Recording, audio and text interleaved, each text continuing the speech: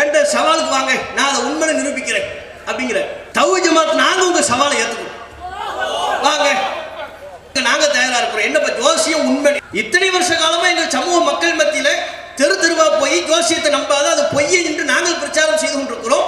மீண்டும் எங்களுடைய மக்களை மடைமாற்றம் செய்யக்கூடிய வகையில் நீங்கள் இப்படி சொல்வீர்களே, ஆனால் அதை எதிர்கொள்ள வேண்டிய தார்மீக கடமை எங்களுக்கு இருக்கிறது. நீங்க வாங்க, என்ன அதை நிரூபிக்க போறீங்க? நாங்க சிஎம் ஆவோமோ பிஎம் ஆவோமோ அதையெல்லாம் சொல்ல வேண்டாம். இப்படி உள்ளங்கையை பொத்தி ஒரு பொருளை வைக்கிறோம், அதை கண்டுபிடிச்சிருவீங்களா? நீங்க இதை கண்டுபிடிக்கவே முடியாது. அதுக்கு முன்னாடி நம்ம யாரு முதல்வராவா யாரு பிரதமராவா குத்து மதிப்பா சொல்றது நடக்குது. அதை வைத்துக் கொண்டு நான் சொன்னது நடந்துருச்சு அப்படிங்கிறாங்க. அது எப்படி நடக்கும்?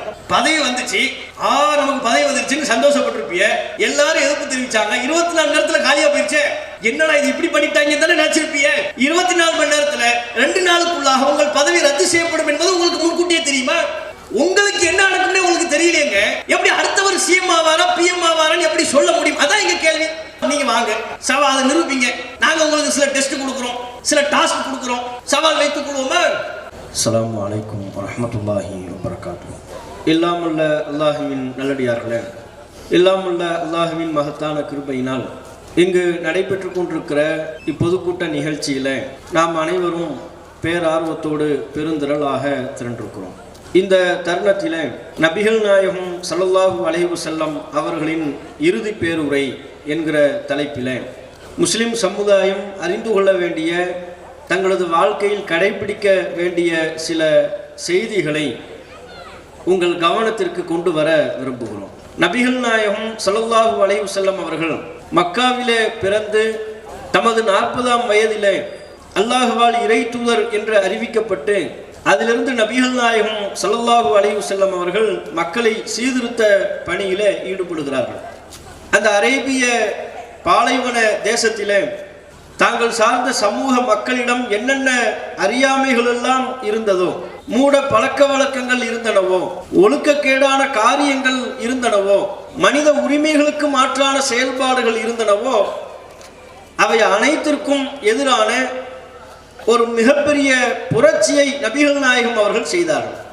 இன்றைக்கு உலகெங்கிலும் எல்லா அரசியல் கட்சிகளும் அந்தந்த கட்சியின் தலைவர்களும் தாங்கள் வசிக்கக்கூடிய நாட்டிலே என்னென்ன மாற்றத்தை ஏற்படுத்துவதாக சொல்கிறார்களோ, நாங்கள் சமூக நீதியை உருவாக்குவோம், பெண்களுக்கான கண்ணியத்தை வழங்குவோம், சமத்துவத்தை ஏற்படுத்துவோம் என்றெல்லாம் தேர்தல் பரப்புரைகளின் போது கட்சி வேறுபாடுகளுக்கு அப்பாற்பட்டு அத்தனை கட்சியின் தலைவர்களும் எந்த கொள்கைகளை முன்வைத்து பிரச்சாரம் செய்தார்களோ, எத்தகைய மாற்றத்தை நாங்கள் தமிழகத்தில் ஏற்படுத்த போகிறோம் என்று சொல்லி பிரச்சாரம் செய்தார்களோ, அவைகளெல்லாம் தூக்கி சாப்பிடும் அளவிற்குண்டான மாற்றத்தை அந்த மண்ணிலே நபிகள் நாயகம் ஸல்லல்லாஹு அலைஹி வஸல்லம் அவர்கள் செய்தார்கள்.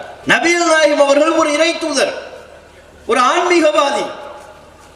அதே வேளையில் அல்லாஹ்வின் புறத்திலிருந்து இறை செய்தியை பெற்று மக்களை வழிநடத்தும் தூதராகவும் தேர்வு செய்யப்பட்டவர்கள். தாம் வாழ்ந்த காலகட்டத்திலே என்னென்ன கொடுமைகள் அரங்கேறினவோ அத்தனை கொடுமைகளுக்கு எதிராகவும் நபிகள் நாயகம் அவர்கள் ஒரு மிகப்பெரிய புரட்சியை, அந்த மக்களினுடைய கலாச்சாரத்தை அடியோடு மாற்றினார்கள்.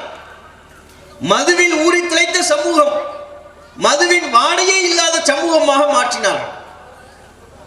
விபச்சாரத்தில் மூழ்கி திளைத்த சமூகம் ஒழுக்கக்கேட்டிலே வீழ்ந்து கிடந்த சமூகம், ஆனால் பெண்களை கண்ணியத்தோடு பார்க்கக்கூடிய கண்ணியவான்களாக அந்த சமூகத்தை நபிகள் நாயகம் மாற்றினார்கள். நபிகள் நாயகம் மக்காவில் வாழ்ந்த காலகட்டத்திலே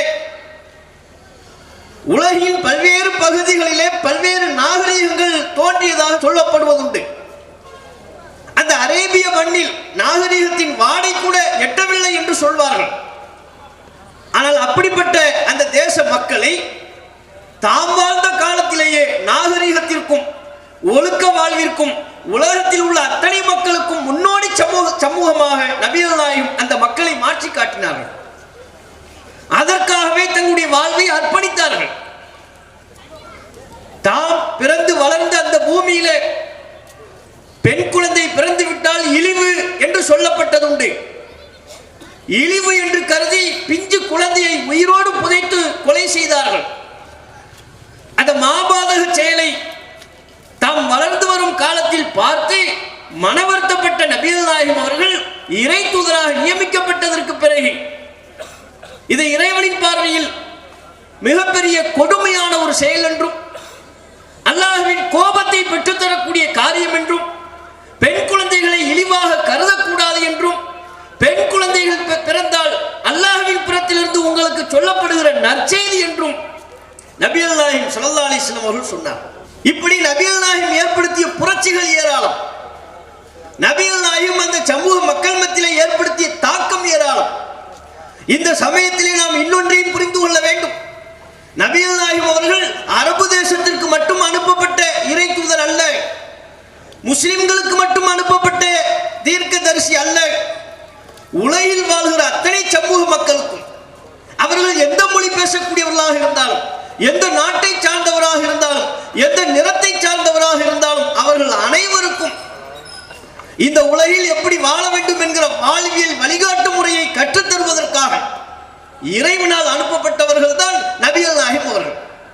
அந்த வகையே தம்முடைய உபதேசத்தை, மக்களுக்கு தாங்கள் வழங்கிய அறிவுரைகளை குறிப்பிட்ட ஏதேனும் ஒரு மொழியை பேசக்கூடிய மக்களை சார்ந்து வழங்காமல், குறிப்பிட்ட ஒரு சாதியை சார்ந்த மக்களுக்கு மாத்திரம் வழங்காமல், உலகத்தில் தோன்றக்கூடிய அத்தனை மனிதர்களையும் கவனத்தில் கொண்டு நபிகள் நாயகம் தம்முடைய கருத்துக்களை வழங்கினார்கள். 1400 ஆண்டுகளுக்கு முன்பு அந்த அரேபிய பாலைவன தேசத்திலே நபிகள் நாயகம் சொன்ன கருத்துக்கள் ஒவ்வொன்றும் இன்றைய நாகரீக காலத்திலும் மக்கள் தங்களுடைய வாழ்க்கையில் செயல்படுத்துவதற்கு தகுதியானவை. இன்றைக்கு உலகெங்கிலும் பல்வேறு மக்கள் தத்தமது நாடுகளிலே என்னென்ன பிரச்சனைகளை சந்தித்துக் கொண்டிருக்கிறார்களோ அந்த பிரச்சனைகள் அனைத்திற்கும் தக்க தீர்வை நபிகள் நாயகம் அவர்கள் 1400 ஆண்டுகளுக்கு முன்பே வழங்கியிருக்கிறார்கள். அப்படி நபிகள் நாயகம் ஆட்சிய பல்வேறு உரைகளிலே ஆக சிறந்த உரை, முழு மனித சமூகம் கவனிக்க வேண்டிய உரை, தம்முடைய வாழ்க்கைக்கான வழிகாட்டியாக ஒரு கைடாக எடுத்துக்கொள்ள வேண்டிய உரைதான் அல்லாஹ்வின் தூதர் தம்முடைய இறுதி காலகட்டத்திலே மக்கள் முன்னிலையில் உரையாற்றிய இறுதி பேருரை. அது ஏன் வரலாற்றிலே இறுதி பேருரை என்று சொல்லப்படுகிறது? நபிகள் நாயகம் அவர்கள் தம்முடைய வாழ்நாளிலே பல உம்ராக்களை செய்திருந்தாலும் ஹஜ் என்று ஒன்றைத்தான் செய்தார்கள். ரசூலுல்லாஹ் மக்காவில் பிறந்தாங்க, வளர்ந்தாங்க. ஆனால் அல்லாஹ்வின் தூதர் மக்காவில் ஏற்படுத்திய இந்த புரட்சிகளை ஊரில் உள்ள தலைவர்கள் ஏற்றுக்கொள்ளவில்லை.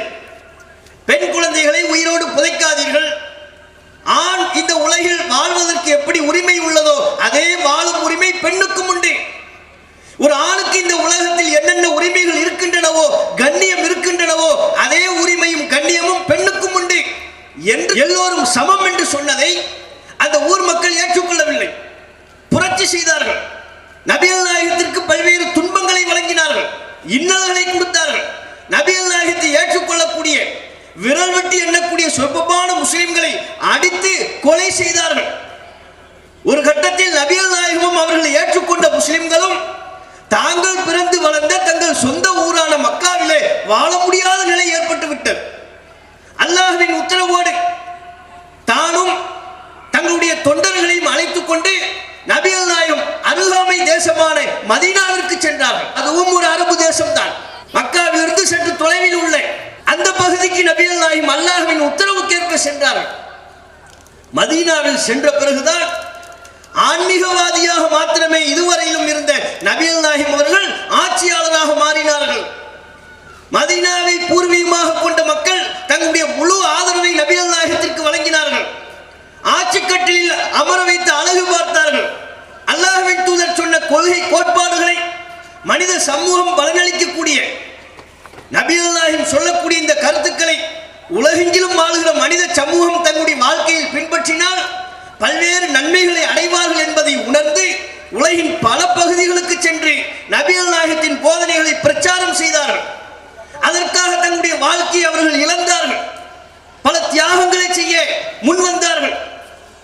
இன்றைக்கு அரபு தேசத்தை தாண்டி இந்தியாவிலே, அமெரிக்காவிலே, ஏனைய பகுதிகளிலே இஸ்லாம் வளர்ந்திருக்கிறது என்று சொன்னால், இந்த மார்க்கத்தின் போதனைகள் கடைபிடிக்கப்படுகிற ஒரு நிலை உருவாகி இருக்கிறது என்று சொன்னால், இது நபிகள் நாயகத்தின் தோழர்கள் செய்த தியாகத்தின் விளைவு. அவர்களைத்தான் நாம் சஹாபாக்கள் என்று சொல்கிறோம். அவர்கள் தான் இந்த கொள்கையை உலகெங்கிலும் கொண்டு சுமந்து சென்றார்கள், பிரச்சாரம் செய்தார்கள். ஏன் இது இந்த பகுதியில் மாத்திரம் சுருங்கிவிடக்கூடிய ஒரு அறிவுரை அல்ல, முழு மனித சமூகத்திற்குமான வாழ்க்கை வழிகாட்டி என்பதை அவர்கள் உணர்ந்தார்கள். அப்படி மதீனாவிற்கு வந்ததற்கு பிறகு தம்முடைய சொந்த ஊரான மக்காவிலே தான் கஅபா என்கிற ஒரு புனித தலம் இருக்கிறது. அங்கு செல்வதற்கு ஆரம்ப காலகட்டத்தில் எதிர்ப்பு தெரிவித்தார்கள். முஸ்லிம்களின் எண்ணிக்கையை அதிகரித்து நபிகள் நாயகத்தின் பலம் அதிகரித்த பொழுது அவர்களின் பிரச்சாரம் பல்வேறு பகுதிகளில் சென்று ஒரு மிகப்பெரிய மக்கள் செல்வாக்கு கிடைத்ததற்கு பிறகு மக்காவில் உள்ளவர்கள் நபிகள் நாயகத்தின் பிரச்சாரத்தை ஏற்க வேண்டிய நிலைக்கு தள்ளப்பட்டு விட்டார்கள். ஒரு கட்டத்தில் அரபு பிரதேசம் முழுமையும், ஏன் அதை தாண்டிய நிலப்பகுதிகளும் நபிகள் நாயகத்தின் ஆளுகையின் கீழ் வந்துவிட்டது. வாளை எடுத்துக்கொண்டு நிர்பந்தித்து அவர்களை இஸ்லாத்தில் இணைய வைக்கவில்லை. நபிகள் நாயகம் செய்த பிரச்சாரத்தின் தாக்கம், அதனுடைய வீழ்ச்சி, அதனால் கவரப்பட்டவர்கள் இந்த மார்க்கத்தில் தங்களை இணைத்துக் கொண்டார்கள். இப்படி லட்சோப லட்ச மக்கள் இஸ்லாத்தில் தங்களை இணைத்துக் கொண்டதற்கு பிறகு ஹிஜ்ரி 10ஆம் ஆண்டிலே அல்லாஹ்வின் தூதர் ஹஜ் செய்வதற்காக மதீனாவிலிருந்து மக்காவிற்கு வந்தார். நாம் இப்போது இந்த உலகை விட்டு பிரிந்து செல்ல போகிறோம் என்பதை உணர்ந்தவர்களாக எல்லா மக்களுக்கும் அறிவிப்பு செய்தார். நான் ஹஜ்ஜுக்கு செல்கிறேன், இதற்கு பிறகு உங்களை நான் சந்திப்பேனா என்று எனக்கு தெரியாது என்று சூசகமான இந்த கருத்தை தெரிவித்ததும் பல பகுதிகளில் வசிக்கக்கூடிய முஸ்லிம்கள் நபிகள் நாயகத்தோடு இந்த ஹஜ்ஜில் பங்கெடுத்து விட வேண்டும் என்று முனைப்பு காட்டி லட்சக்கணக்கில் மக்காவில் வந்து குவிந்தார்கள்.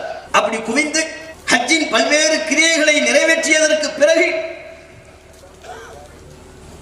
10ஆம் நாளிலே துல்ஹஜ் மாதம் பிறை 10ஆம் நாளிலே அரபா பெருவெளியில் நின்று கொண்டு லட்சோப லட்சம் முஸ்லிம்கள் திரண்டு இருக்கக்கூடிய அந்த வேளையில் இந்த சமூகத்திற்கும் உலகில் வாழ்கிற அத்தனை மக்களுக்கும் தங்கள் வாழ்க்கையில் எப்போதும் கடைபிடிக்க வேண்டிய அறிவுரைகளை, இதுநாள் வரையிலும் தாம் செய்து வந்த பிரச்சாரத்தின் சுருக்கத்தினை நபிகள் நாயகம் அங்கே ஒரு பெரும் நீண்ட உரையாக நிகழ்த்தினார்கள். அதுதான் இஸ்லாமிய வரலாற்றில் இறுதி பேருரை என்று சொல்லப்படுகிறது.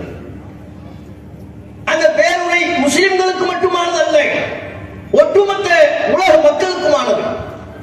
மனிதன் என்று தன்னை அடையாளப்படுத்திக் கொள்ளக்கூடிய அனைவரும் அந்த அறிவுரைகளை தன்னுடைய வாழ்க்கையில் பின்பற்ற வேண்டும். அவ்வாறு பின்பற்றும் என்று சொன்னால் தங்கள் வாழ்க்கையில் பல்வேறு நன்மைகளை அனுபவிப்பார்கள். அப்படி என்ன அந்த உரையிலே நபிகள் நாயகம் குறிப்பிட்டார்கள்? நபிகள் நாயகம் பல செய்திகளை சொன்னார்கள். இந்த குறைந்த நேரத்தில் என்னென்ன செய்திகளை உங்கள் கவனத்திற்கு கொண்டு வர முடியுமோ அதனை நாம் இங்கே சுருக்கமாக சொல்வோம். நபிகள் நாயகம் சொன்னார்கள், மக்களே, அலா இன்ன ரப்பக்கும் வாஹித், உங்கள் இறைவன் ஒருவன் தான். அதே போல் இன்ன அபாக்கும் வாஹித், உங்கள் தந்தையும் ஒருவர் தான். ஒரு தாய் ஒரு தந்தைக்கு நீங்கள் பிறந்திருக்கிறீர்கள். உங்களுக்கு மத்தியில் மொழி அடிப்படையிலேயோ நிற அடிப்படையிலேயோ எந்த வேற்றுமையும் இல்லை. ஏனால் அன்றைக்கு அரபு மக்கள் மத்தியிலே அரபு மொழி பேசக்கூடியவர்கள் உயர்ந்தவர்கள், பிற மொழி பேசக்கூடியவர்கள் தாழ்ந்தவர்கள் என்ற ஒரு பார்வை உண்டு. மனிதர்களை மொழி ரீதியாக இழிவுபடுத்தினார்கள். இன்றைக்கு இந்தியாவிலும் தமிழ்நாட்டிலும் சாதிய அடிப்படைகளை பார்வையாக கொண்டு இந்த குலத்தில் பிறந்தால் உயர்ந்தவன், இந்த குலத்தில் பிறந்தால் தாழ்ந்தவன் என்கிற மனிதர்களையே தாழ்ந்தவர்களாக, ஒரு இழிவடைந்தவர்களாக பார்க்கக்கூடிய ஒரு கேடுகட்ட செயல் இன்றைக்கு தமிழ்நாட்டில் காணப்படுகிறது.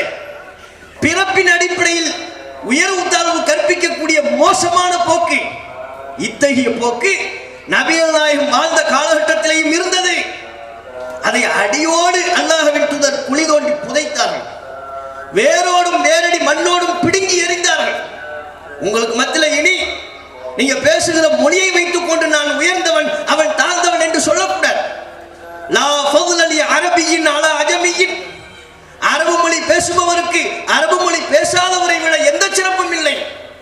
வலாலி அஹ்மர் அலா அஸ்வத், கருப்பாக இருப்பவரை விட சிவப்பாக இருப்பவருக்கு எந்த சிறப்பும் இல்லை. கலரை வச்சுலாம் சிறப்பில்லை, பேசுற மொழியை வைத்து சிறப்பில்லை. நீ பிறந்த எந்த நாட்டில் பிறந்தாய் அதை வைத்து உனக்கு சிறப்பில்லை. நீ உன்னுடைய வாழ்க்கையில் எப்படி நடந்து கொள்கிறாய், எந்த அளவிற்கு நேர்மையை வெளிப்படுத்துகிறாய், அல்லாஹ்வை படைத்த இறைவனை அஞ்சி நடந்து கொள்கிறாய், அதில்தான் இறைவனிடத்தில் நீ சிறப்பு பெற முடியும், மேன்மை பெற முடியுமே ஒழிய நீ பிறந்து விட்ட காரணத்தினால், இந்த குலத்தில் நான் பிறந்து விட்டேன், இந்த மொழி பேசுபவனாக நான் பிறந்து விட்டேன், இந்த சாதியில் நான் பிறந்து விட்டேன் என்று பிறப்பை வைத்து நீ உயர்வு தாழ்வு கற்பிக்க முடியாது என்று நபிகள் நாயகம் ஸல்லல்லாஹு அலைஹி வஸல்லம் அவர்கள் ஆணித்தரமாக சொன்னார்கள். இதானே இன்றைக்கு உலகத்திற்கு தேவை. உலகில் நீங்கள் இந்த பூமி பந்திலே எந்த பகுதி எடுத்துக்கொண்டாலும் ஏதேனும் ஒரு வகையில் ஏற்றத்தாழ்வு அங்கே நிலவுகிறது.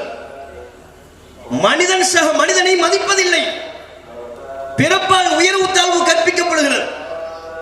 அமெரிக்கா போன்ற நாடுகளை எடுத்துக்கொண்டால் நாங்கள் தான் உலகத்திற்கே நாகரிகத்தை கற்றுக் கொடுக்கிறோம் என்பார்கள். ஆனால் உண்மை அப்படியா?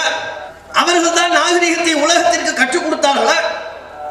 ஆங்கிலம் பேசிவிட்டால் நாகரிகமா? கோட்டு சூட்டு அணிந்து விட்டால் நாகரிகமா? தூய்மையான ஆடை அணிந்து அதன் மேல் ஒரு ஸ்ப்ரேயை பூசிவிட்டால் நாகரிகமா? அதற்கு பேர் நாகரிகமா? மனிதனை மனிதனாக மதிக்க கற்றுக்கொள்ள வேண்டும். இந்த அமெரிக்காவில் இதற்கு முன்பு என்ன இருந்தது, இப்போதும் என்ன இருக்கின்றது? கருப்பர்கள் தாழ்ந்தவர்கள், வெள்ளையர்கள் சிறந்தவர்கள் இருக்குதா? வெள்ளையா பிறந்துட்டா அவனுக்கு சிறப்பு, அவனுக்கு உரிமை.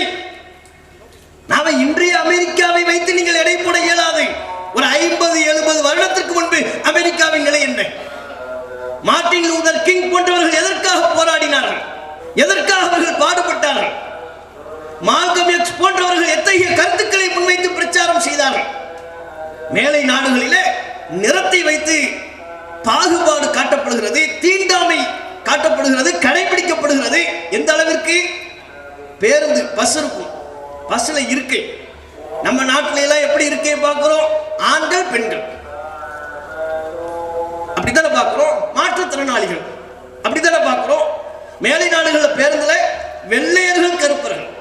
இது வெள்ளையர்கள் அமர்வதற்கான சீட்டு பகுதி, இது கருப்பர்கள் அமர்வதற்கான பகுதி. பஸ்ல கூட தீண்டாமை. கழிவறைக்கு, பொது கழிவறைக்கு சென்றால் கூட ஆண்கள் பெண்கள் என்று இருப்பதற்கு பதிலாக பொது கழிப்பறையிலையும் வெள்ளையர்கள் கருப்பர்கள். நீ பிளாக்கா கருப்பா அப்படின்னா நீ பின்னால போ, உனக்கு வேறு பகுதி. நீ வெள்ளையர்களோடு சரிக்கு சமமாக அமர இயலாது, உட்காரக்கூடாது. ஒரு பேருந்தாக இருந்தாலும் ரயிலாக இருந்தாலும் அங்கே நீ வெள்ளையனுக்கு சமமாக அவனுக்கு அருகாமையில் அமரக்கூடாது என்று தீண்டாமை கடைபிடிக்கப்பட்டது. ஆனால் அவர்கள் தம்பட்டம் அடிப்பார்கள், நாங்கள் தான் உலகத்திற்கே நாகரிகத்தை கற்றுக் கொடுத்தோம். பேண்டு போட சொல்லி கொடுத்துட்டா நாகரிகமா? டை போட, கோட்டு சூட்டு போட சொல்லி கொடுத்துட்டா நாகரிகமா? மனுஷனை மதிக்க தெரியணும். அதை இந்த உலகிற்கு ஆணித்தனமாக சொன்னவர்கள் நபிகள் நாயகம் ஸல்லல்லாஹு அலைஹி வஸல்லம் அவர்கள். மறுக்க முடியுமா? இந்தியாவில் கூட அவர்கள் நம்மை ஆண்டு இத்தகைய கலாச்சாரத்தை நம்முடைய உள்ளத்திலே திணித்தார்கள், திணிக்க முற்பட்டார்கள். அதனுடைய விளைவாத்தான் நம்ம மைண்ட்ல, நம்ம எல்லாருடைய மைண்ட்லயும் என்ன இருக்கு தெரியுமா? வெள்ளை கலர்னா சிறப்பு, கருப்புனா கருப்பு, அது ஒரு தாழ்ந்த கலரு அப்படின்னு நம்ம நினைக்கிறோம்.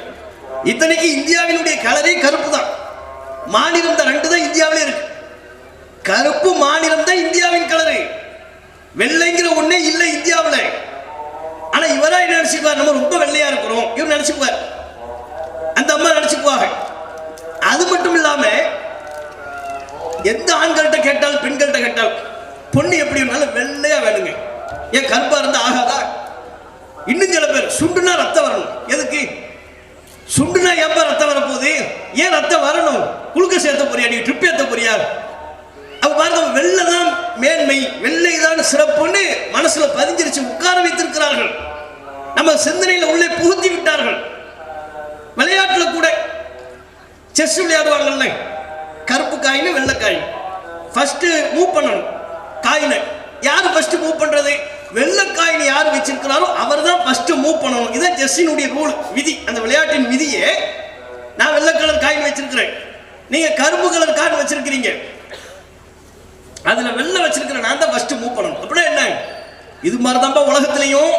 வெள்ளைய நான் வந்தா எனக்கு தான் முன்னுரிமை, நான் தான் ஃபர்ஸ்ட் போவேன். கருப்பை நீ எனக்கு பின்னால் தான் நிக்கணும், நீ செகண்ட், நீ 2வது, நான் 1வது. இந்த எண்ணத்தை விளையாட்டில் கூட வெளிப்படுத்தினார். கேரம் போர்டு, கேரம் போர்ட்ல கூட இதே பிரதிபலிப்பு இருக்கிறத பார்க்கலாம். வெள்ளை கலர் காயின், கருப்பு கலர், சிவப்பு, இந்த 3 தான் இருக்கு. பாயிண்ட் வைப்பாங்க, மார்க் வைப்பாங்க, பார்த்துருக்கீங்களா? வெள்ளை கலர் காயினுக்கு எத்தனை மார்க்கு? 10, கருப்புக்கு 5. அதுவே சிவப்பா நடுவுல ஒரே ஒரு காயின் இருக்குல்ல, அதான் சுண்டுனா ரத்தம் வருது. சுண்டுனா ரத்தம் வர்ற மாதிரி இருக்கிற சிவப்புக்கு 25. அப்ப என்ன சிவப்பா சக்கச்சவேன்னு சிவப்பா இருந்தா 25 மார்க்கு, உனக்கு மதிப்பு கூட, மரியாதை கூட. வெள்ளையா இருந்தா 10 மார்க்கு, மதிப்பு கூட. கருப்பா இருந்தா உனக்கு மதிப்பு இல்ல, மரியாதை இல்ல, நீ 5 மார்க்கு, நீ மதிப்பில்லாதவன். விளையாட்டின் மூலமாக கூட இத்தகைய சிந்தனைகளை ஊட்டினார்கள். சாதி அடிப்படையில் உள்ள தீண்டாமை நமது தமிழ்நாட்டிலே அதன் மூலம் ஏற்பட்ட கொடுமைகள், அதெல்லாம் அந்த சகோதரர்கள் அடைந்த கொடுமைகள் எல்லாம் கொஞ்சம் நஞ்சமா. செருப்பு போட்டு தெருவுக்குள்ள நடக்க விட மாட்டாங்க. அவன் ஏன் செருப்பு போடுற உரிமை அவனுக்கு ஏன் மறுக்கப்பட்டது? அவன் என்ன குற்றம் பண்ண? பிறப்பின் அடிப்படையில் நீ இந்த குலத்தில் பிறந்தவன், எங்க தெருவுக்குள்ள செருப்பு போட்டு வரக்கூடாது, எங்கள் தெருவுக்குள் நுழையக்கூடாது.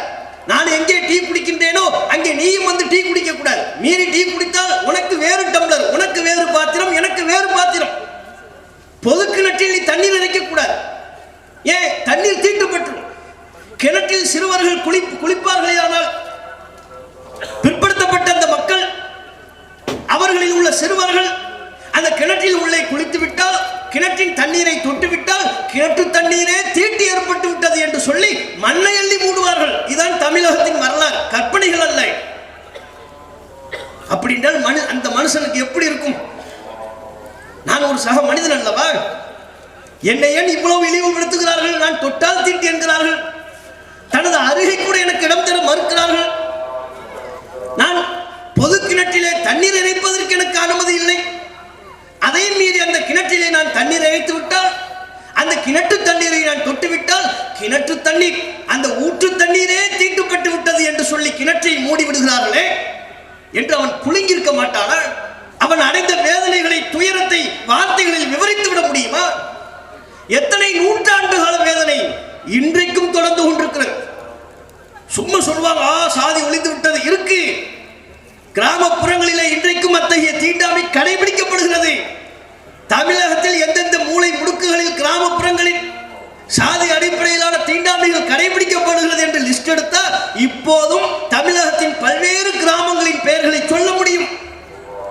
நகர்ப்புறத்திலேயே அத்தகைய தீண்டாமை பார்க்கிற நபர்கள் இருக்கிறார்கள் என்றால் கிராமப்புறத்தில் சொல்ல வேண்டுமா? நபிகள் நாயகம் இதனை ஒழித்தார்கள். நீங்க பாருங்க, இந்தியாவில் சாதி அடிப்படையில் தீண்டாமை, மேலை நாட்டில் நிறத்தின் அடிப்படையில் தீண்டாமை, இப்படிலாம் இருக்குல்ல. உலகத்தில் வாழ்கிற முஸ்லிம்கள் அவங்க எந்த நாட்டில் இருந்தாலும், அவன் அமெரிக்காவில் இருக்கட்டும், ரஷ்யாவில் இருக்கட்டும், இந்தியாவில் இருக்கட்டும், ஜப்பானில் இருக்கட்டும், உலகத்தில் வாழ்கிற எந்த மூலையில் இருந்தாலும் முஸ்லிம்களிடம் இத்தகைய தீண்டாமை இருக்கா? முஸ்லிம்கள் தங்களுக்குள் இத்தகைய ஏற்றத்தாழ்வுகளை கற்பிக்கிறார்களா? நிறத்தின் அடிப்படையிலேயோ மொழியின் அடிப்படையிலேயோ கற்பிக்கிறார்களா? உலகத்தில் முஸ்லிம்கள் எந்த மூலையில் இருந்தாலும் அவர்களுடைய உள்ளத்தில் இருப்பது என்ன தெரியுமா? நாம் அனைவரும் முஸ்லிம், ஒரே உம்மத், ஒரு தாய் ஒரு தந்தைக்கு பிறந்தவர்கள். முஸ்லிம்கள் எங்களை மாத்திரம் நாங்கள் அப்படி பார்ப்பதில்லை. உலகத்தில் வாழ்கிற அத்தனை மனிதர்களையும், ஒரு தாய் ஆதாம் ஹவ்வாவின் பிள்ளைகள் நாம் அனைவரும். ஒரு பெற்றோருக்கு பிறந்த பிள்ளைகளுக்கு மத்தியில் எப்படி ஏற்றத்தாழ்வு உண்டாகும்? இதுதான் இஸ்லாம் எங்களுக்கு சொல்லித் தருகிற போதனை. அண்ணல் நபி அவர்கள் தமது இறுதி பேருரையிலே இந்த கருத்தை தான் முஸ்லிம் உம்மத்திற்கு ஆணித்தரமாக சொன்னார்கள். எந்த மனிதனையும் அவன் பிறப்பை வைத்தோ நிறத்தை வைத்தோ அற்பமாக கருதிவிடக் கூடாது.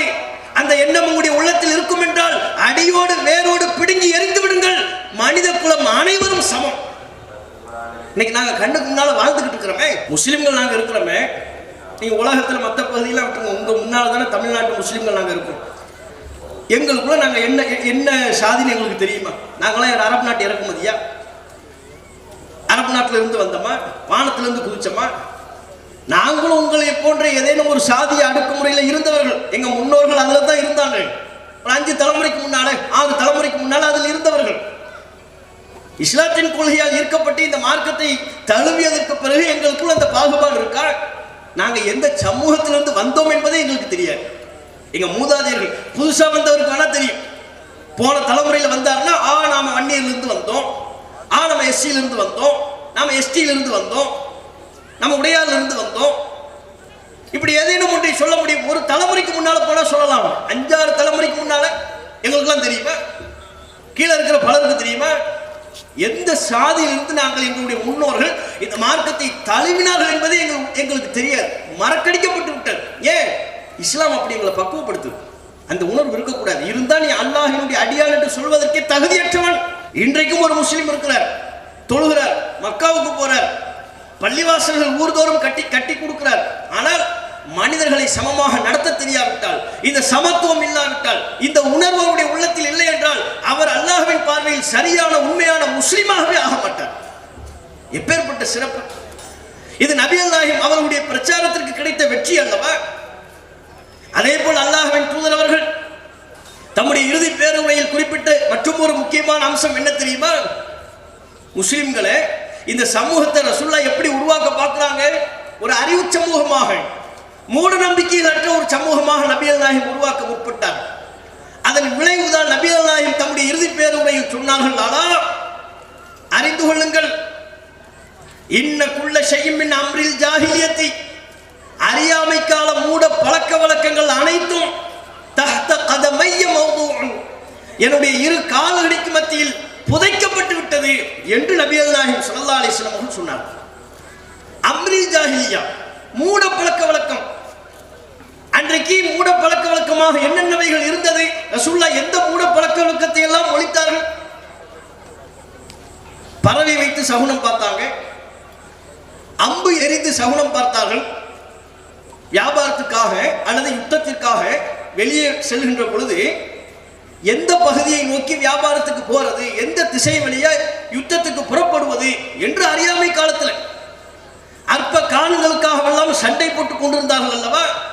குலச்சண்டை, குலத்தின் பேரால் யுத்தம், இனத்தின் பேரால் யுத்தம்லாம் இன்றைக்கு நடந்தது.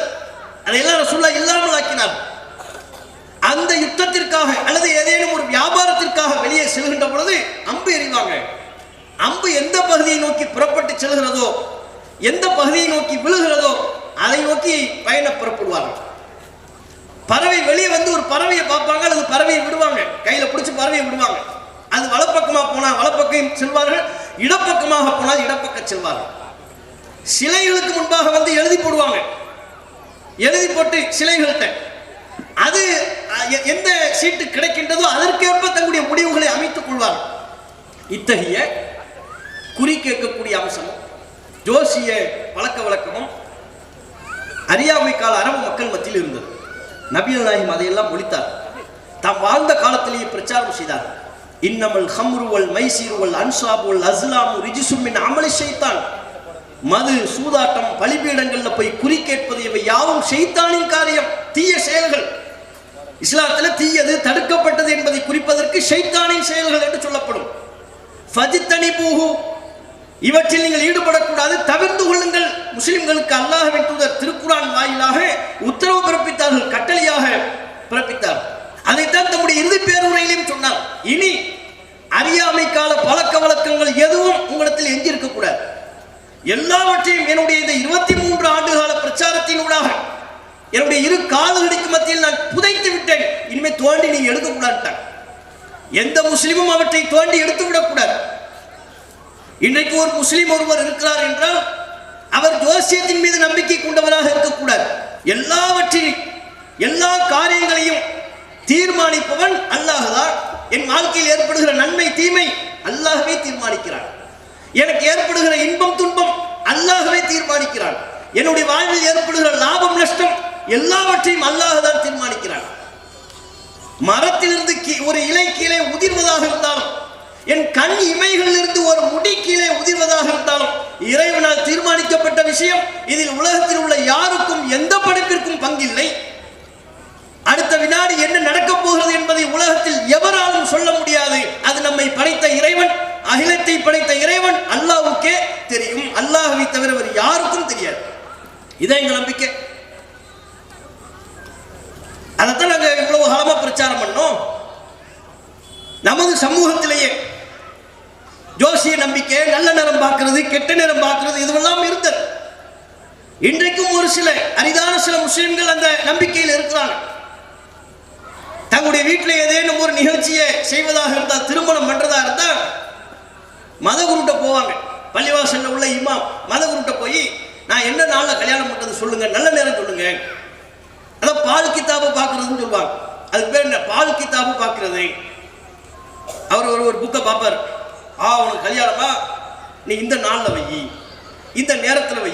எந்த நேரம்? காலையில் 10:30 12 மணிக்குள்ள வச்சிரு, அதுதான் உனக்கு நல்ல நேரம்.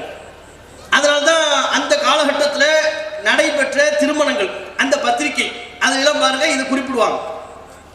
இப்பவும் அதை குறிப்பிடக்கூடியவர்கள் இருக்கிறாங்க. பழைய பத்திரிகை இருந்தால் எடுத்து பாருங்க, அப்படி ஆரம்பிப்பார். நிகழும் ஹிஜ்ரி சங்கையான இந்த ஆண்டில் ஹிஜ்ரி வருஷத்தையெல்லாம் குறிப்பிட்டுருவார். சும்மா கட்ட தெரியாதவர்கள் பத்திரிகையில குறிப்பிட்டுருவார். நிகழும் ஹிஜ்ரி சங்கையான இந்த ஆண்டில் இன்னாரின் பேரனும் இன்னாரின் புதல்வனுமாகிய தீன்குல செல்வன். யாரு அவர்?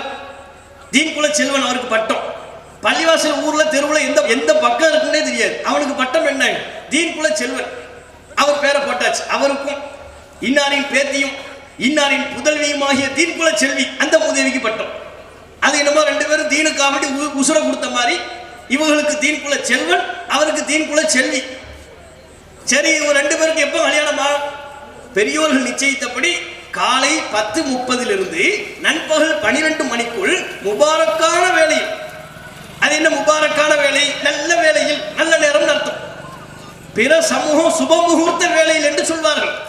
அதையே இவர்கள் கொஞ்சம் உல்டாவாக மாற்றி முபாரக்கான வேலையில் நல்ல நேரம் அப்படிங்கிறாங்க. யார்ப்பா உனக்கு சொன்னா 10:30 12 நல்ல நேரம்னு யார் சொன்னா? ஏன் காலை 8 மணிலிருந்து 10 மணிக்குள்ள வச்சா ஆகாதா? சாயங்காலம் வச்சா ஆகாதா? அப்ப இந்த ஜோசியம்ங்கிறது என்ன? இந்த நல்ல நேரம் கெட்ட நேரம் பார்க்கறது என்ன? காலத்தை அல்லாஹ் தீர்மானிக்கிறான். காலத்தை இயக்கி கொண்டிருப்பவன் இறைவன். கால சக்கரத்தை சுழற்றி கொண்டிருப்பவன் நம்மை படித்த ஏகன். அவனுக்கு தான் எந்த நேரம் எது நல்லது எது கெட்டதுன்னு அவனுக்கு தெரியும். நீ 10:30 12 நல்ல நேரம் சொல்லுவே, அந்த நேரத்தில் திருமணமானவர்கள் விவாகரத்து செய்யறது இல்லையா? சண்டைகள் வர்றது இல்லையா? பிரச்சனைகள் வர்றது இல்லையா? அந்த திருமண பந்தம் முறிவில் போய் விவாகரத்தில் போய் முடிவது இல்லையா? அப்ப நீங்க பார்த்த நல்ல நேரம் என்னமாச்சு? அது பொய்ங்கிறது தெரியுதா இல்லையா? இப்படி ஒவ்வொன்றிலையும் ஜோசியத்தின் அடிப்படையிலான மூட நம்பிக்கை கலாச்சாரம் நம்முடைய சமுதாயத்தில் இருந்தது. ஒரு புது வீடு கட்டினாங்கன்னு வைங்க, அது கூப்பிடுவாங்க, நான் புது வீடு கட்டுறேன் வாங்க பால் காய்ச்சணும். அது என்னப்பா பால் காய்ச்சறது? புது வீட்டுக்கு போனால் முதல் வேலையா பால் தான் காய்ச்சணும். ஏன் காஃபி போட்டு ஆவாதா? வர காஃபி போடுங்க, யார் வேண்டாம்னா டீ போடுங்க. அது பாலை பொங்க வச்சு பால் பொங்குனாதான் புது வீட்டுக்கு நல்லது. யாரு சொன்னா உங்களுக்கு? இதெல்லாம் என்ன? அம்ருல் ஜாஹிலியா, மூட பழக்க வழக்கம், அர்த்தமற்றது. ஒரு மீனிங் இருக்கணும்ல. குர்ஆன் நமக்கு சொன்னா அது மீனிங் உள்ளது. முகமது நபிகள் நமக்கு ஒன்று சொன்னால் அர்த்தம் உள்ளது. குர்ஆனோ நபிகள் நாயகமோ உத்தரவிடவில்லை என்று சொன்னால் அது மீனிங்லெஸ், அர்த்தமற்றது. அது ஜாஹிலியா. அவ புது வீடு கட்டினா பாலை தான் பொங்க வைக்கணும். ஏன் வெண்ணி பொங்க வைங்க, வர எல்லாருக்கும் வெண்ணி கொடுங்க. ஏன் பால் காய்ச்சறது? அதுக்கு ஒரு பேர். இப்படி ஒவ்வொன்றிலையும் முந்திலாம் இந்த வெத்தலையில மை தடவி போட்டு பார்க்கறது, இதெல்லாம் ரொம்ப ஓவரா இருந்துச்சு நம்ம சமுதாயத்தில். குழந்தை காணாம போயிருக்கும். ஊர்ல ஏதாவது ஒரு பள்ளிவாசல்ல ஒருத்தர் இருப்பார், நான் வெத்தலையில மை தடவி போட்டு கண்டுபிடிச்சு சொல்றேன் அப்படிங்குவார். அவர்கிட்ட போய் குழந்தை காணாம போயிருச்சுன்னா நீ தேடு, இல்லை காவல்துறைக்கு கம்ப்ளைண்ட் கொடு, தேடு, கண்டுபிடிச்சு சொல்லுவாங்க. அதை விட்டு நேரம் அங்கே போயிடுவார். ஒரு வெத்தலையில மை தடவி பார்த்து அவன் மயிலாடுதுறை பஸ் ஸ்டாண்டில் நிற்கிறாங்குவார். பெற்றோர்களாம் பதறி அடிச்சு பஸ் ஸ்டாண்டுக்கு போவாங்க. இல்லை இங்கே சொல்லுவாங்க, அவன் இல்லை, நான் சொல்லும்போது அங்கே தான் இருந்தான், அவன் அங்கிருந்து தஞ்சாவூர் போயிட்டான். யாருக்கு தெரியும்? அடிச்சு விடுறது. இதுதான் மூட பழக்க வழக்கம்ங்கிறது. இப்போ கூட பாருங்க, புதிதாக பொறுப்பேற்றிருக்கிற தமிழக அரசு, அதன் முதல்வர் தம்முடைய உதவி செய்யக்கூடிய ஒரு அரசு செயலாளரால் ரத்தன் பண்டிட் என்பவரை நியமனம் செய்கிறார். இந்த ரத்தன் பண்டிட் என்பவர் யாரு? பெரிய அளவுக்கு படித்தவர், அனுபவம் உள்ளவர், நாளும் தெரிஞ்சவர், தமிழக மக்களினுடைய சூழலை அறிந்தவர். அப்படியா? அவருடைய ஆலோசனையை பெற்றுக்கொண்டு தமிழக மக்களின் வாழ்வில் இருக்கக்கூடிய பல்வேறு கஷ்டங்களை நீக்கிவிட முடியும். அதற்காக அவரை தம்முடைய உதவியாளராக நியமனம் செய்கிறாரா? அப்படி நியமனம் செய்தால் அது வரவேற்கத்தக்கது. யாராவும் இருக்கலாம். ஒரு முதலமைச்சர், மக்களால் தேர்வு செய்யப்பட்ட முதலமைச்சர் தன்னுடைய உதவியாளராக, தன்னுடைய ஆலோசகராக யாரையும் நியமித்துக் கொள்ள அவருக்கு உரிமை உண்டு.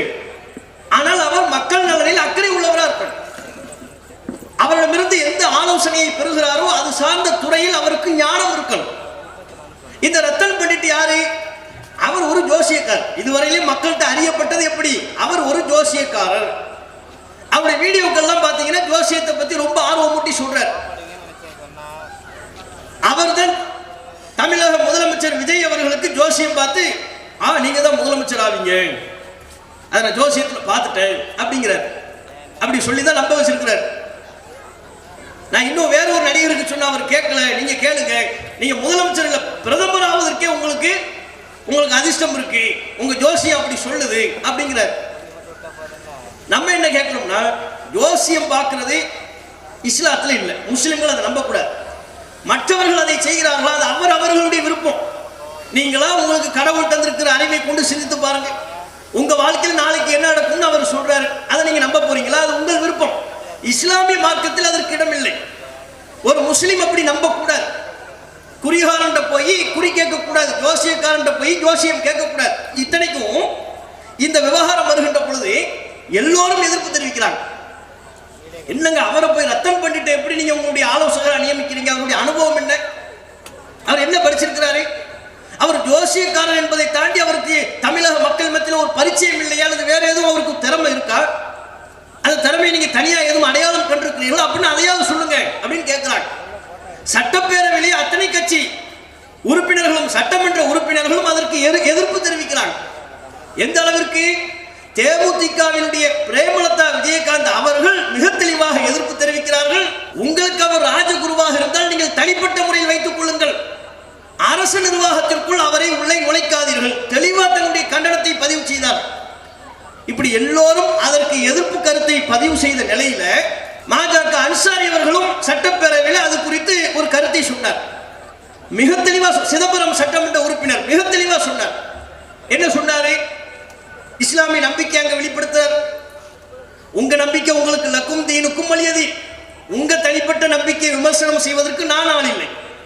இஸ்லாம் எங்களுக்கு, எங்க நம்பிக்கை எங்களுக்கு, உங்க நம்பிக்கை உங்களுக்கு, அது வேறு, அது வெளியில் செய்யப்படுகிற பிரச்சாரம். ஆனால் உங்கள் நம்பிக்கையை அரசு இயந்திரமாக நீங்கள் தனிப்பட்ட முறையில் மாற்றக்கூடாது. அதை எப்படி நீங்க மாற்றுவீங்க? உங்களுடைய நம்பிக்கையின்படி ஒரு ஜோசியக்காரர் அரசு ஊழியரா, அரசு ஆலோசகரா ஏன் நியமனம் பண்றீங்க? இது நல்லதில்லை என்று ஆரோக்கியமான முறையில் மாற்று கருத்தை முன்வைத்தார். வரலாற்றிலிருந்தும் சில செய்திகளை சொன்னார். சேர மன்னர்கள் இருக்கிறாங்கல்ல, அதுல ரொம்ப பிரபலியமானவர்கள் சேரன் செங்குட்டுவன். அவருடைய தந்தை அவர் மரண தருவாயில் இருக்கும் பொழுது, அல்லது அதற்கு அடுத்து யார் மன்னர் ஒரு பேச்சு வரும் பொழுது, ரெண்டு பிள்ளைங்க, மூத்தவர் சேரன் செங்குட்டுவன், அவருடைய தம்பி இளங்கோவடிகள். இதே போன்று ஜோசியக்காரர் சொல்றாங்க, செங்குட்டுவனுக்கு இந்த மண்ணை, இந்த நிலத்தை ஆளக்கூடிய வாய்ப்பு இல்லை, ஜோசியத்தின்படி அவருக்கு இல்லை. இளங்கோவடிகள் தான் இந்த மண்ணை, இந்த நிலத்தை ஆள்வதற்குரிய உரிமை இருக்கு, அவர் தான் அதற்கு ஃபிட்டு என்று ஜோசியத்தின்படி சொல்றார்.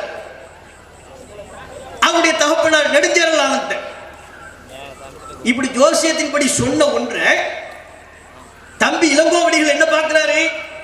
இல்ல, நம்ம அண்ணன் தான் அதுக்கு ஃபிட்டு, இது ஜோசியத்தின் மூலமாக கணிப்பின் அடிப்படையில் சொல்றாங்க, இதை நம்ம பொய்யாக்கணும் என்று சொல்லி, நான் இருந்தாத்தானே என்ன மண்ணனாக்குவீங்க, நான் இருந்தாத்தானே எனக்கு முடி சுட்டுவீங்க, நான் தவம் இருக்க போறேன், காட்டுக்கு போறேன்னு போயிட்டார். நான் தவம் இருக்க போறேன், துறவரத்தை பூட போகிறேன், துறவரத்தை கடைபிடிக்க போகிறேன், இப்ப எப்படி என்ன மன்னனாக்குவீங்க? எனக்கு ஆட்சி வேண்டாம், அதிகாரம் வேண்டாம், சொத்து வேண்டாம், சுக வேண்டாம்னு வெளியே கிளம்பிட்டார். யாரு? தம்பி. யாருக்கு அதிர்ஷ்டம் இருப்பதாக ஜோசியக்காரர் சொன்னாரோ அவர் அந்த கூற்றை பொய்யாக்கும் விதமாக காட்டுக்கு போயிட்டார், தவம் இருக்க போயிட்டார். எவருக்கு அதிர்ஷ்டமே இல்லை, இந்த மண்ணை ஆள முடியாது என்று அந்த ஜோசியக்காரர் குறி சொன்னாரோ அந்த சேரன் செங்குட்டுவன் தான் அரியணையில் அமர்ந்தான். இது வரலாறு. இந்த வரலாற்று செய்தியும் அங்கே எடுத்து சொல்கிறார். இப்படிலாம் இருக்கு, இதையும் உங்க கவனத்துக்கு நான் சொல்லிக்கிறேன். மற்றபடி உங்கள் நம்பிக்கை உங்களுக்கு, எங்கள் நம்பிக்கை எங்களுக்கு, எதையும் நாங்கள் விமர்சிக்க தயாரில்லை, பழிப்பதற்கு தயாரில்லை. ஆனால் உங்கள் தனிப்பட்ட நம்பிக்கையை நீங்க அரச இயந்திரத்திற்குள் நுழைக்க கூடாது. எல்லாரும் சொன்னார், அவரும் சொன்னார். அவர் சட்டமன்ற உறுப்பினர், அவர் சொல்வதற்குரிய உரிமை அவருக்கு இருக்கு. சொல்லி முடிச்சு சில நாள்லயே இந்த ரத்தன் பண்டிட் ஒரு யூடியூப் சேனலுக்கு பேட்டி கொடுக்கிறார். விஷமத்தனமான பேட்டி. என்ன அந்த பேட்டியில சொல்றாரு? ஏன்னா இப்படி பரவல மக்கள்கிட்ட, எல்லா தரப்பு மக்களிடமும் எதிர்ப்பு வந்ததற்கு பிறகு அரசு உரிய முறையில் அறிவித்து விட்டது. அவர் முதலமைச்சரின் தனி ஆலோசகர் அல்ல. அவருக்கு கொடுக்கப்பட்டிருந்த பொறுப்பு ரத்து செய்யப்பட்டு விட்டது. ஏற்கனவே அந்த ஆணை பிறப்பித்தது ரத்து செஞ்சுட்டாங்க. மக்கள்கிட்ட கடுமையான எதிர்ப்பு, எல்லாருமே எதிர்ப்பு தெரிவித்தாங்க. எல்லா கட்சியை சார்ந்த சட்டமன்ற உறுப்பினர்களும் வெகுஜன ஊடகவியலாளர்களும் எதிர்ப்பு தெரிவித்தார்கள். அனைத்து தரப்பு எதிர்ப்பு கேட்டு அவர் கரெக்டா ரத்து பண்ணிட்டார். அது வரவேற்க வேண்டிய விஷயம். நான் சொன்ன மாதிரி தான் இருப்பேன் அவர் இல்லை. தமிழக முதலமைச்சர் பார்க்கிறாரு, எல்லாரும் எதிர்ப்பு தெரிவிக்கிறாங்களா, வேண்டாம், ரிஜெக்ட் பண்ணிட்டார். முடிஞ்சு போச்சு. இல்லை, அதுக்கப்புறம் முடிஞ்சது, விவகாரம் முடிந்ததற்கு பிறகு யூடியூப் சேனல்ல போய் ரத்தன் பண்ணிட்டு பேட்டி கொடுக்குறாரு. மற்றவங்களாம் விட்டார். ஒரு பாய் இதுல கருத்து சொல்றாரு. அவர் எப்படி சொல்லலாம்? யார் அன்சாரி பாய் கருத்து சொல்றார். ஏன் சொன்னா என்ன? மேற்கொண்டு விஷமத்தனமா சொல்றார். நீங்கள் எங்கள் விவகாரத்தில் கருத்து சொன்னால் நாங்கள் உங்கள் விவகாரத்தில் மூக்கை நுழைவிப்போம். எவ்வளவு வன்மத்தனமான பேச்சு! இந்த சிந்தனை யாருடைய சிந்தனை? ஆர்எஸ்எஸ் சிந்தனை. இதுக்கு முன்பு கூட ரத்தன் பண்டிட்டை பற்றி நமக்கு அவ்வளவாக தெரியாது. இந்த பேட்டிக்கு பிறகு நாம் அவரை கணிக்க முடிகிறது, இவர் கொஞ்சம் முஸ்லிம் மத வெறுப்பு உள்ளவர் போல. ஏன் அப்படித்தான் பேசுறார்? எல்லாரும் தரப்பா சொன்னாங்க, எல்லாருக்கும் தெரிவிக்கிறது, முஸ்லிமுக்கு மட்டும் எதிர்ப்பு தெரிவிக்கிறார். ஏதோ ஒரு முஸ்லிம் எம்எல்ஏ சொல்றார், அவர் எப்படி சொல்லலாம்? அப்ப நான் சொல்லலாவா? உங்களை பத்தி நான் சொல்லவா? சொல்லுங்க.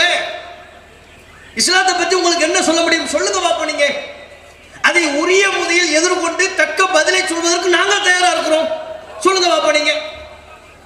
அப்ப இந்த மாதிரி வன்மத்தனமான விஷமத்தனமான தமிழ்நாட்டில் முஸ்லிம்கள் இந்துக்கள் எல்லோரும் சமத்துவ உணர்வோடு சகோதரத்துவ உணர்வோடு பழகிட்டு இருக்கிறோம்.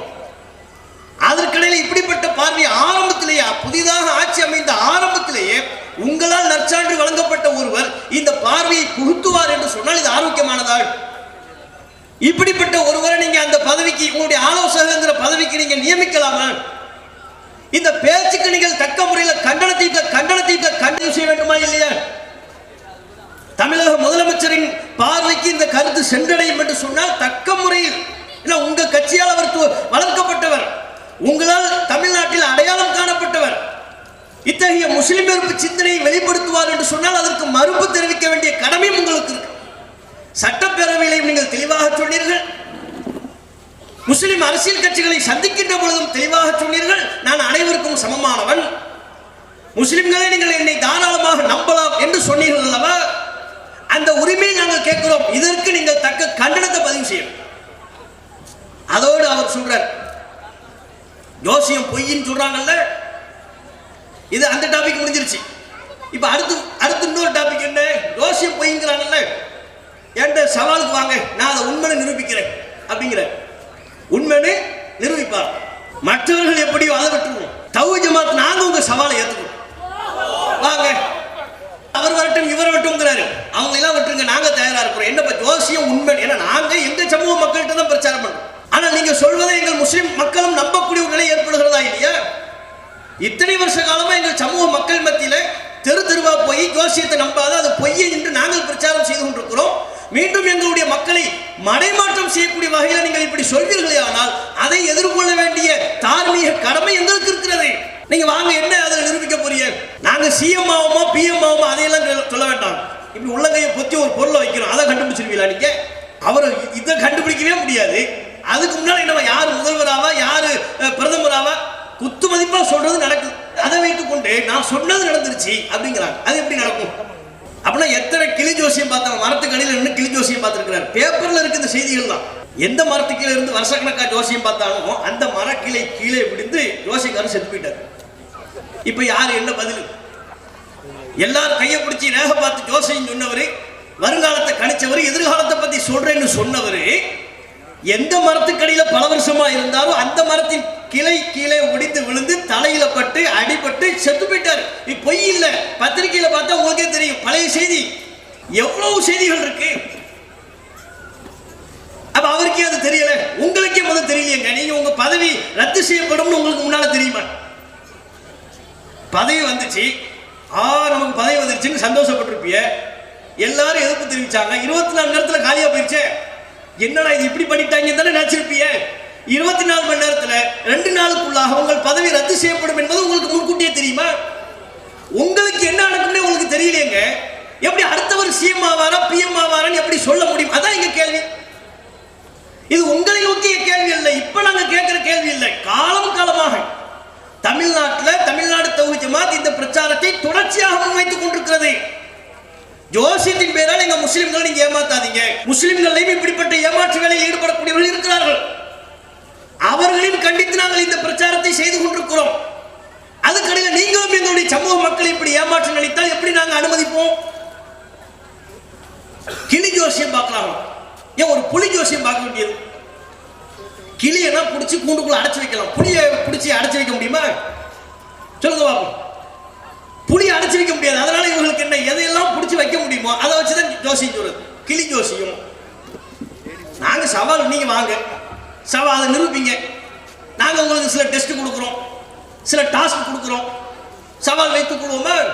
அப்ப மக்களை இப்படிப்பட்ட மூட பழக்க வழக்கங்களை சொல்லி ஏமாற்றக்கூடாது, ஆன்மீகத்தின் பேரால் ஏமாற்றக்கூடாது. அதை நபிகள் நாயகம் ஸல்லல்லாஹு அலைஹி வஸல்லம் அவங்க சொல்கிறார்கள் மிக தெளிவாக.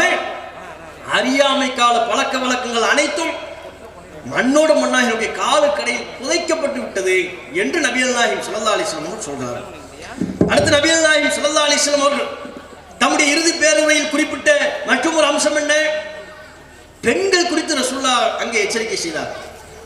மக்களே, உங்கள் பொறுப்புகளின் கீழ் இருக்கக்கூடிய பெண்கள் அல்லாஹ்வின் அமானிதம்.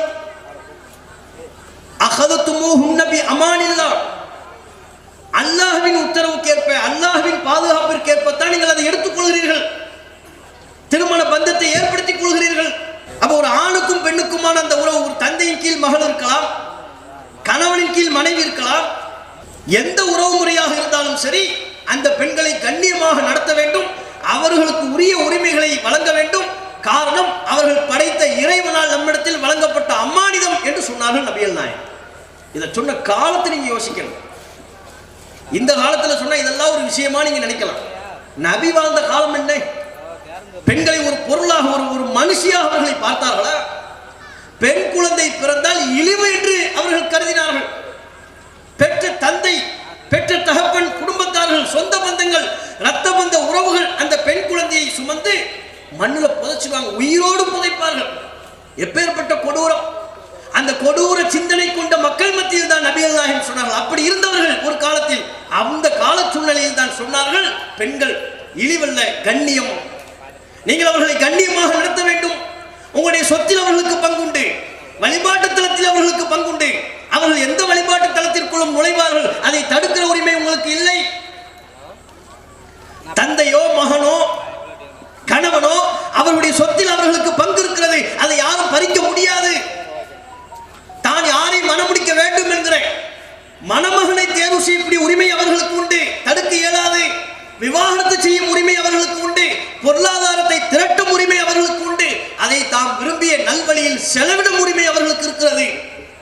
இன்னைக்கு எந்தெந்த உரிமைகளுக்கெல்லாம் பெரும் பெரும் போராட்டங்களை நடத்த வேண்டுமோ அத்தனை உரிமைகளின் 1400 ஆண்டுகளுக்கு முன்பே நபிகள் நாயகம் வழங்கி விட்டார்கள். பெண்களுக்கு அந்த உரிமைகள்லாம் இருக்கு, நீங்க பிடுங்க முடியாது. இந்த உரிமைகள் நீங்கள் கொடுத்தவை அல்ல, படைத்த இறைவன் கொடுத்தது. ஆண்கள் வர்க்கம் நீங்க போனா போகட்டும் இறக்கப்பட்டு கொடுக்கிற உரிமை இல்லை, படைத்த இறைவன் உங்களுக்கு என்னென்ன உரிமைகளை நிர்ணயித்தானோ அதே போன்ற அந்த பெண்களுக்குமான உரிமையும் இறைவன் நிர்ணயித்து விட்டார். 1400 ஆண்டுகளுக்கு முன்பே பெண் பாதுகாப்பு குறித்து, பெண் ஒழுக்கம் குறித்து, அவர்களுக்கான உரிமைகள் குறித்து, பெண் கல்வி குறித்து நபிகள் நாயகம் தம்முடைய இறுதி பேருரையில் சொல்கிறார்கள். இன்றைக்கும் அந்த அறிவுரை கடைபிடிக்க வேண்டிய, பின்பற்றப்பட வேண்டிய உரிமைகள் அல்லவா? அல்லாஹ்வின் தூதர் தாம் வாழ்ந்த காலத்தில் எத்தகைய பிரச்சாரத்தினை செய்தார்கள். இன்னைக்கு பாருங்க, புதுசா பொறுப்பேற்றிருக்கிற தமிழக அரசு சிங்கப்பெண் பாதுகாப்பு திட்டம். என்னவா சிங்கப்பெண் பாதுகாப்பு திட்டம்? சில காவல்துறை பெண் காவலர்கள் பொறுப்புல ஒரு வாகனம் ரோந்து போயிட்டே இருக்கும். பெண்களை பாதுகாக்கக்கூடிய நோக்கத்தில் இத்தகைய திட்டத்தை நாங்கள் அறிவிப்பு செய்கிறோம். எந்த அரசு வந்தாலும் இது போன்ற ஒரு திட்டத்தை அறிவிப்பு செய்வார்கள். பெண்களை நாங்கள் பாதுகாக்கிறோம்னு காட்டுவாங்க. அது திமுக அரசா இருந்தாலும், அதிமுக அரசா இருந்தாலும், புதிதாக பொறுப்பேற்றிருக்கிற தாவேக அரசா இருந்தாலும், சிங்க பெண் பாதுகாப்பு திட்டம், பெண்களை நாங்கள் பாதுகாக்க போறோம். இதை காலங்காலமா நம்ம கேட்டுக்கிட்டு இருக்கிறோம். பெண்களை நாங்க பாதுகாப்போம், பெண்களை நாங்க பாதுகாப்போம்னு காலங்காலமா கேட்கிறோம். ஆனா பாதுகாப்பு நடக்குதா? யாருடைய ஆட்சியிலும் பெண்கள் பாதுகாப்பா இருப்பதை நம்ம பார்க்கிறோமா? பார்க்க முடியுதா? இந்த கட்சி அந்த கட்சிலாம் இல்லை. அது காங்கிரஸா இருக்கலாம், பாஜகவா இருக்கலாம், திமுகவா இருக்கலாம், அதிமுகவா இருக்கலாம், எந்த கட்சியா இருந்தாலும் நமது நாட்டில் பெண்களுக்கான பாதுகாப்பு எந்த நிலையில் இருக்கிறது? டெல்லியில இப்ப சமீபத்தில் நடந்த நிகழ்வு, டெல்லியில ஓடும் பேருந்துல பெண்ணு திருமணமான ஒரு பெண்ணு பாலியல் வல்லுறவுக்கு ஆளாக்கப்பட்டிருக்கிறார். பல பேரால் சேர்ந்து கூட்டு பாலியல் பலாத்காரம், அதில் ஏற்பட்ட காயம், ரத்தம் அவற்றோடு சேர்ந்து மருத்துவமனைக்கு சென்று குழந்தைகளை விட்டுட்டு வந்திருக்கிறாங்க போல. மருத்துவமனையில சிகிச்சை பெற்றுக் கொண்டிருக்கிற பாதியிலேயே நான் என் குழந்தைகளை பார்க்க போகணும், என் பிள்ளைகளை பார்ப்பதற்கு ஆள் இல்லை என்று சொல்லி மருத்துவத்தை துண்டிப்பு செய்துவிட்டு செல்லக்கூடிய ஒரு நிலையை பார்க்கணும். இதே மாதிரி காங்கிரஸ் ஆட்சி காலத்தில் தலைநகர் டெல்லியில ஓடும் பேருந்துல ஒரு பெண் பாலியல் வல்லுறவுக்கு ஆளாக்கப்பட்டார். அவர் நண்பர் கூட இருந்தும் கூட அவரை தாக்கி அந்த பெண்ணை பாலியல் பலாத்காரத்திற்கு ஆளாக்கி வன்புணர்வு செய்து பல்வேறு காயங்களை ஏற்படுத்தி ஓடும் பேருந்திலிருந்து தூக்கி வீசினார்கள். சக்கையாக அடிபட்டு இறந்தார், பல்வேறு காயங்கள். அப்போது நாடே கொந்தளித்தது. நமது நாட்டில் பெண்களுக்கு பாதுகாப்பு இல்லை. அப்ப வந்தவர் தான் அண்ணா ஹசாரே. இப்ப எங்க இருக்கிறாருன்னே தெரியல.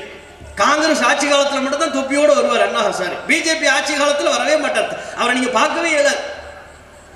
இதே மாதிரி ஒரு சம்பவம் மீண்டும் காங்கிரஸ் ஆட்சி பொறுப்பேற்று ஒரு சம்பவம் நடந்தா அப்ப வேணா நம்ம அவரை பார்க்கலாம், அதுவரையிலும் அவர் தலைகாட்ட மாட்டார்.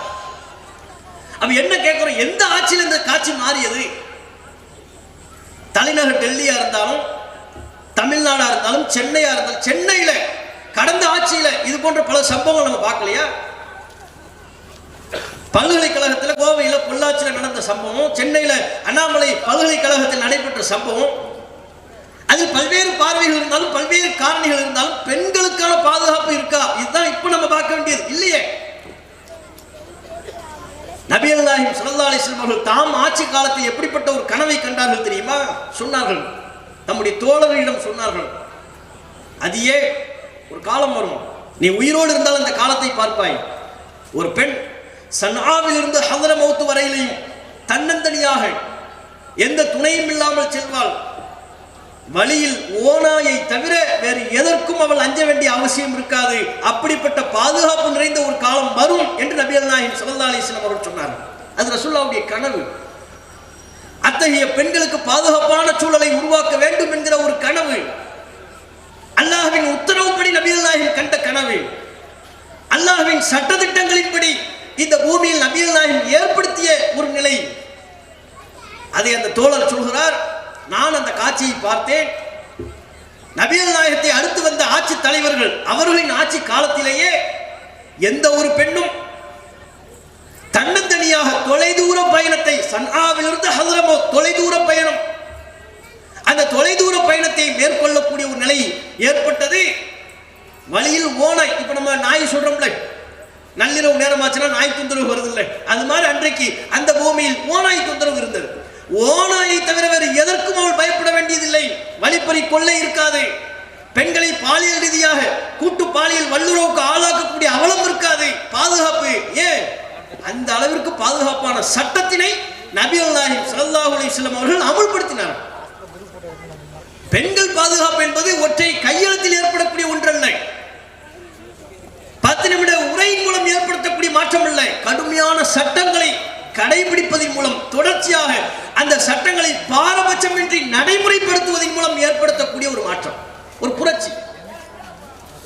நபிகள் நாயகம் அவர்கள் எந்த சட்டத்தினை வகுத்தார்களோ அதில் எவ்வித பாரபட்சத்தையும் காட்டவில்லை. திருநா கையை வெட்டு, இதில் யாரா இருந்தாலும் இல்ல, அவர்கள் உயர் குலத்தவர்கள் ஆயிற்றே, உயர் குலமோ தாழ் குலமோ, உயர்வு தாழ்வு குலத்தில் இல்லை, பிறப்பில் இல்லை, குணத்தில் இருக்கிறது. அவர் எந்த குலத்தை சார்ந்தவராக இருந்தாலும் திருநா கை வெட்டப்படும், அவ்வளவுதான் சட்டம். நபியிடத்தில் தெல்ல தெளிவாக தம்மிடத்தில் வேறு யாருக்கும் பரிந்துரை கேட்டு வந்துவிடக் கூடாது என்பதற்காக நபிகள் நாயகம் சொன்னார்கள், தம்முடைய தோழர்களுக்கு உள்ளத்தில் பதிய வைத்தார்கள், லவ் அன்ன ஃபாத்திமத்த பின்த முஹம்மதின், முஹம்மது எனது மகள் ஃபாத்திமா திருடி இருந்தாலும் லகுத்திஅத் யதுஹா, அவளது கையும் துண்டிக்கப்படும். முஹம்மதின் மகள் என்பதற்காக பாரபட்சம் இல்லை. எவ்வளவு நீதிமிக்க ஒரு சட்டம். எதை சொன்னார்களோ அதை செய்து காட்டினார்கள். அவ ஒரு வாகனத்தை எடுத்துக்கிட்டு ரோந்து போவதன் மூலமாக மாத்திரம் இந்த மாற்றத்தை உண்டாக்கிவிட முடியாது. கடும் சட்டத்துல கடுமையான அளவு ஒரு கரார், ஒரு உறுதித்தன்மையை வெளிப்படுத்தணும். சட்டங்கள் கடுமையா இருக்கணும். தமிழ்நாட்டில் யார் ஆட்சிக்கு வந்தாலும் பெண்கள் பாலியல் வல்லுறவுக்கு ஆளாக்குறாங்க, 5 வருஷம் ஜெயிலில் இருக்கிறான், திரும்ப வெளியே வரும். குழந்தை அயனாவரத்தில் ஒரு சிறுமி, வாய் பேச முடியாத ஒரு சிறுமியை ஒருத்தன் பாலியல் வல்லுறவுக்கு ஆளாக்குறான். தாய் கண்டிக்கிறாள், தன்னை பெற்றெடுத்த அந்த பாவியை பெற்றெடுத்த தாய் கண்டித்தால் தாயை கொலை செய்யலாம், ஜெயிலுக்கு போறான், ஜாமீன்ல வெளியே வரும்.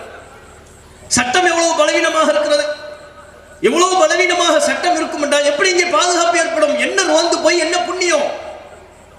சிங்க பெண்ணா இருந்தாலும் சரி, புலிப்பெண் திட்டமா இருந்தாலும் சரி, சட்டத்தில் ஓட்டை இருந்தால் எந்த திட்டமும் பலனளிக்காது. சட்டம் உறுதியா கராரா கடைபிடிக்கப்படும். பெண்கள் பாதுகாப்பில் உண்மையிலேயே தமிழக அரசுக்கு அக்கறை இருக்கும் என்றால் இருக்கின்ற சட்டத்தின் ஓட்டைகளை அடைத்து அதை பலப்படுத்துவதற்குரிய வேலைகளில் ஈடுபட வேண்டும். நான் இன்னாரின் மகன், நான் இந்த அமைச்சரின் உறவுக்காரன் என்றெல்லாம் சொல்லி பரிந்துரைக்கு வந்தாலும் பாரபட்சம் இல்லாமல் சட்டத்தில் உள்ளதை உள்ளபடி நடைமுறைப்படுத்த வேண்டும். அப்பதான் பாதுகாப்பு வரும். அதைத்தான் நபிகள் நாயகம் ஏற்படுத்தினாங்க. நபிகள் நாயகம் ஆட்சி காலத்தில் இத்தகைய அவலங்கள் எல்லாம் இருந்ததா? எப்படிப்பட்ட பெண்கள் பாதுகாப்பு, பொருட்கள் பாதுகாப்பு, மக்களினுடைய நலனில் அக்கறை கொண்ட ஒரு ஆட்சி. எந்த வகையிலும் மதவாதத்திற்கோ இனவாதத்திற்கோ இடமளிக்காத ஆட்சி. அண்மையில் இன்றைக்கு பார்க்கிறோம் பத்திரிகையில, மத்திய பிரதேசத்தில் தார் என்கிற ஒரு மாவட்டம், அங்கே கமால் மௌலா என்கிற ஒரு பள்ளிவாசல். எப்போது கட்டப்பட்ட பள்ளிவாசல்? 5 வருஷத்துக்கு முன்னால கட்டப்பட்ட பள்ளிவாசலா? 10 வருடத்துக்கு முன்பு கட்டப்பட்ட பள்ளிவாசலா? நாடு சுதந்திரம் பெறுவதற்கு முன்பே கட்டப்பட்ட பள்ளி.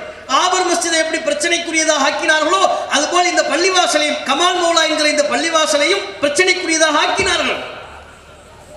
அங்குள்ள தூண்கள்லாம் கோயில்கள் மாதிரி இருக்கு. கோவிலை இடிச்சுதான் பள்ளிவாசலை கட்டியிருக்கிறாங்க. நாங்கள் நம்பக்கூடிய தெய்வங்களின் பிறப்பிடம் அங்கேதான் இருக்கிறது என்று பல்வேறு தங்களுடைய நம்பிக்கை என்கிற பேரில் கதைகளை சொன்னார்கள். பாபர் மஸ்ஜிதை போல இந்த மத்திய பிரதேசத்தில் உள்ள கமால் மௌலா பள்ளிவாசலையும் இழுத்து மூடுவதற்குரிய வேலையை செய்தார்கள். சமீபத்தில் அந்த பள்ளிவாசலை அகழ்வாராய்ச்சி செய்ய வேண்டும் என்று மத்திய பிரதேசத்தின் உயர்நீதிமன்றத்தில் குறிப்பிட்ட குழுவை சார்ந்தவர்கள் போய் முறையீடு செய்கிறார்கள். நாங்கள் அகழ்வாராய்ச்சி பண்ணணும், தொல்லியல் துறை ஆய்வு பண்ணணும் அப்படின்னு கேட்கிறாங்க, அனுமதி கேட்கிறாங்க. உச்சநீதிமன்றம் அனுமதி கொடுத்துருச்சு. உச்சநீதிமன்றமே வழிபாட்டுத்தல பாதுகாப்பு சட்டத்தை கொஞ்சமும் கவனத்தில் கொள்ளாமல் அப்படியா நீங்க ஆய்வு பண்ணுங்க, இடிச்சிடாதீங்க, ஆய்வு பண்ணுங்க. அவன் ஆய்வு பண்ண போறதை இடிக்கிறதுக்கு தானே. ஆய்வுங்கிற பேர்ல உள்ள போறது எதுக்கு? இடிக்கிறதுக்கு. எல்லாத்தையும் இடிச்சிருவான். மேல உள்ள மினாரா, டூமு எல்லாத்தையும் இடிச்சுட்டு தோண்டி கீழே கேட்பான். கீழே பள்ளிவாசலே காணும். பாபர் மஸ்ஜிதுக்கு அதெல்லாம் பண்ண கீழே தோண்டி பார்த்தோம், கீழே பள்ளிவாசல் இருந்ததற்கான எந்த அடையாளமும் இல்லை. அதை இடிச்சு விட்டியடா பாவி.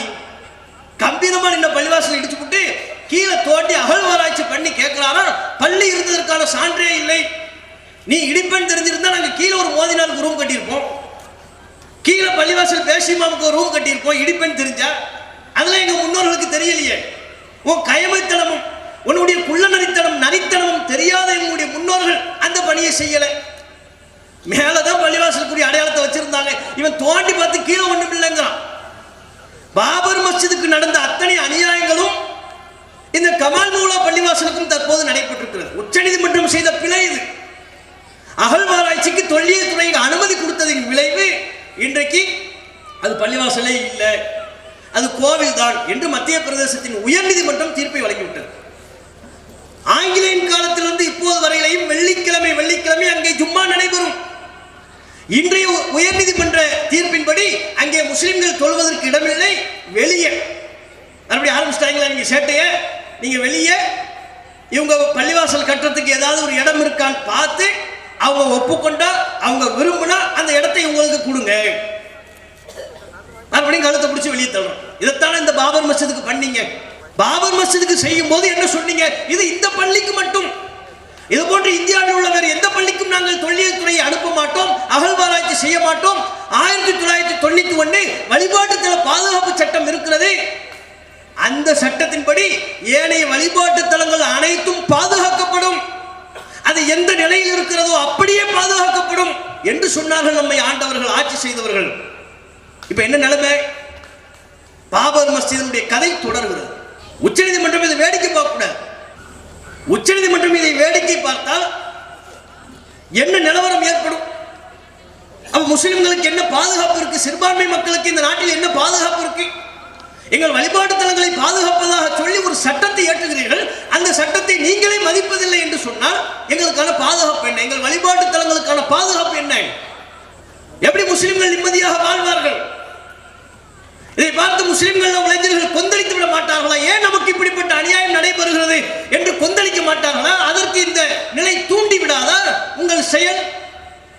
சட்டத்திற்கு புறம்பாக சட்டத்தை மதிக்காத உங்களின் தீர்ப்பு அந்த இளைஞர்களை கொந்தளிக்க வைக்கக்கூடிய ஒரு நிலையை உருவாக்கி தவறு. உச்சநீதிமன்றம் தலையிட்டு இந்த விவகாரத்தில் வழிபாட்டுத்தல பாதுகாப்பு சட்டம் அதன் அடிப்படையில் அங்குள்ள வழிபாட்டுத்தல உரிமையை பாதுகாத்து தந்திட வேண்டிய கடமை இருக்கிறது. அப்ப இதெல்லாம் ஏன் ஏற்படுது? மதத்தின் அடிப்படையில் பாகுபாடு பார்க்கலாம். முகமது நபிகள் அவர்கள் மதத்தின் அடிப்படையில் ஓ மதம் உனக்கு, என் மதம் எனக்கு, என் மதம் சரி என்று நான் பிரச்சாரம் செய்வேன், உங்களுடைய நீங்கள் யாரை கடவுள் என்று நம்பி வழிபடுகிறீர்களோ அவர்களை நாங்கள் திட்ட மாட்டோம் திட்டக்கூடாது என்று நபிகள் நாயகம் சொன்னார். குர்ஆன் சொன்னது. ஏன் அந்த உரிமை உங்களுக்கு இருக்கிறது? தெளிவுபடுத்த வேண்டிய கடமை எங்களை சார்ந்தது. ஏற்பதோ மறுப்பதோ உங்கள் உரிமை. மத வெறுப்பு நபிகள் நாயகம் பரப்பவே இல்லை. தாம் ஆழ்ந்த காலத்தில் ஒரு யூதரின் ஜனாசா கொண்டு செல்லப்பட்டது. ரசூலுல்லாஹ் எழுந்து நின்றார்கள்.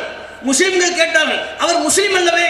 முஸ்லிம் கிடையாது, அவர் யூதர், அவர் உடலுக்கு ஏன் எழுந்து நிற்கிறீங்கன்னு கேட்டாங்க நபிகள் நாயகத்திடம். நபிகள் நாயகம் சொன்னார்கள், அலைசத்து நஃப்ஸன், அது உயிர் அல்லவா அப்படின்னு கேட்டாங்க. எப்பேற்பட்ட மாண்பு! எந்த பார்வையை, எந்த நாகரிகத்தை நபிகள் நாயகம் எங்களுக்கு கற்றுக் கொடுத்துருக்கிறாங்க பாருங்க. அதுவும் உயிர் அல்லவா? எங்களை பொறுத்தவரை எல்லாமும் உயிர். அந்த உயிரை வாழ வைப்பதற்குரிய வேலையில் ஈடுபட வேண்டும் என்பதுதான் நபிகள் நாயகம் எங்களுக்கு சொல்லி தந்த போதனை. இப்படி அல்லாஹ்வின் தூதர் அவர்கள் தம்முடைய இறுதி பேருரையிலே முழு மனித சமூகமும் கடைபிடிக்கத்தக்க ஏராளமான நன்மைக்குரிய விஷயங்களை கற்றுத்தந்தார்கள்.